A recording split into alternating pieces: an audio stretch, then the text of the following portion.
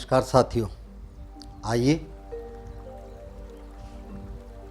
30 अगस्त 2022 को हरितालिका तीज का व्रत है। यह व्रत भाद्र शुक्ल पक्ष तृतीया को किया जाता है। सुहाग चाहने वाली स्त्रियों को इस दिन शंकर पार्वती सहित बालू की मूर्ति बनाकर पूजन करना चाहिए। सुंदर वस्त्रों और कदली स्तंभों से गृह को सजाकर नाना प्रकार के मंगल गीतों से रात्रि जागरण करना चाहिए। इस व्रत को करने वाली स्त्रियां पार्वती के समान सुखपूर्वक पति रमण करके शिवलोक को जाती हैं। कथा इस प्रकार से है। भगवान शिव ने पार्वती से कहा कि एक बार जब तुमने हिमालय पर्वत पर जाकर गंगा किनारे मुझको पति रूप में पाने के लिए कठिन तपस्या प्रारंभ की थी, उसी घोर तपस्या के समय नारद जी हिमालय के पास गए तथा कहा कि विष्णु भगवान आपकी कन्या के साथ विवाह करना चाहते हैं। इस कार्य के लिए मुझे भेजा है। यह नारद की बनावटी बात को तुम्हारे पिता ने स्वीकार कर लिया। तत्पश्चात नारद जी विष्णु के पास गए और कहा कि आपका विवाह हिमालय ने पार्वती के साथ करने का निश्चय कर लिया है, आप अपनी स्वीकृति दें।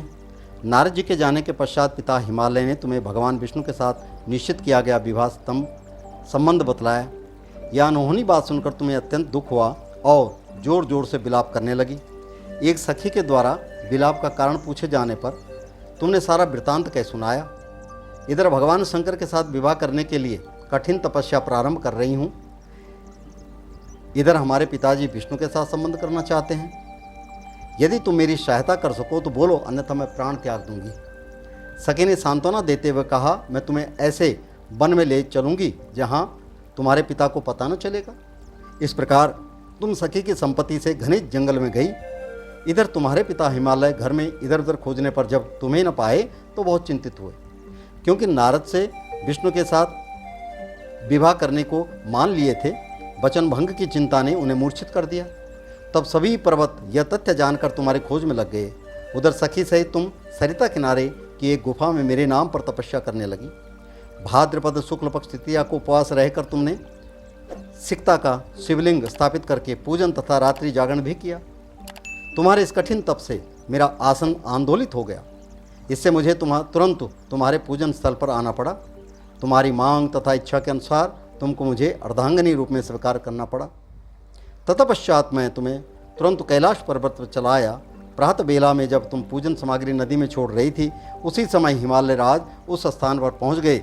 वे तुम दोनों को देखकर रोते हुए पूछने लगे, बेटी तुम यहाँ कैसे आ गई? तब तुमने विष्णु विवाह वाली कथा सुना दी। तुम्हारी टेक की पूर्ति कराते हुए तुम्हें घर बुला लाए। तब शास्त्र विधि से तुम्हारा मेरे साथ विवाह हुआ। अब हरितालिका व्रत के नामकरण के संबंध में भी मैं बता रहा हूँ। सखी द्वारा हरि जाने पर इसका नाम हरत जमा आलिका पड़ गया, अर्थात हरतालिका पड़ गया।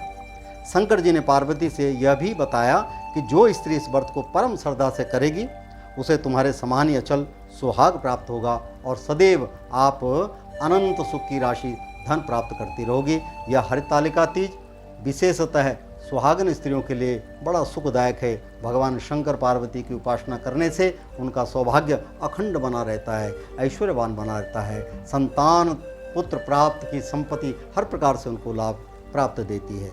यह हरितालिका तीज 30 अगस्त दिन मंगलवार के दिन साम वेदी उपाकर्म के समय हरितालिका तीज मनाई जाती है।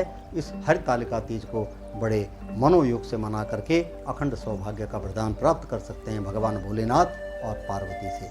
इन्हीं आशाओं के साथ मैं अपनी वाणी को विराम देता हूँ। नमस्कार।